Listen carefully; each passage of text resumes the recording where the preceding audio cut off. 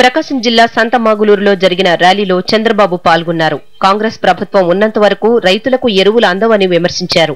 రైతులు ఎరువులు అడిగితే వారిపై లాఠీలు జుళిపిస్తున్నారన్నారు. వచ్చే ఎన్నికల్లో టీడీపీ గెలుపు ఖాయమన్న బాబు రైతుల శ్రేయస్సు కోసం కృషి చేస్తామని చెప్పారు.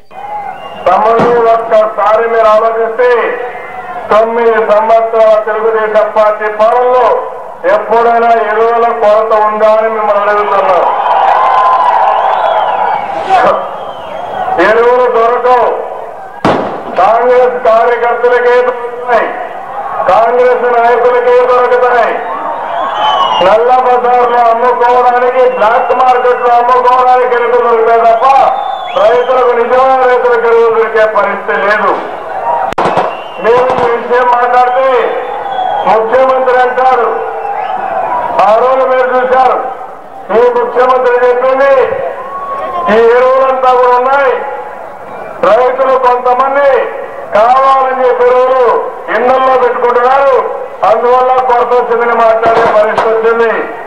తమ్ముళ్ళు మీరే చెప్పండి, రైతులు ఎవరైనా రైతులు ఎరువులు పొలాలకు వేస్తారు కానీ ఇళ్లలో ఎవరు పెట్టుకోలేరు.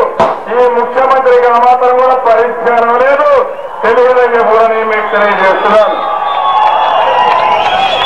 ఆయన టీవీలో చెప్పారు 10 రోజుల్లో అందరి రైతులకు ఎరువులు ఇస్తామని.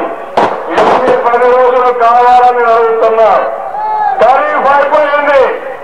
నిన్న ఖమ్మంలో చూశారు, రైతులు మహిళలు అయితే పెద్ద ఎత్తున ఆందోళన చేసి విధిలేని పరిస్థితులు వాళ్ళకి ఇవ్వకుండా వాళ్ళ ముందున్న గోడౌన్లో ఎరువులుంటే వీళ్ళు బ్లాక్ మార్కెట్లు అమ్ముకునే పరిస్థితి, రైతులే గోడౌన్ పగలగొట్టి ఆ ఎరువులు తీసుకుపోయారు. ఏం చేయాలని అడుగుతున్నారు మీరు చెప్పండి.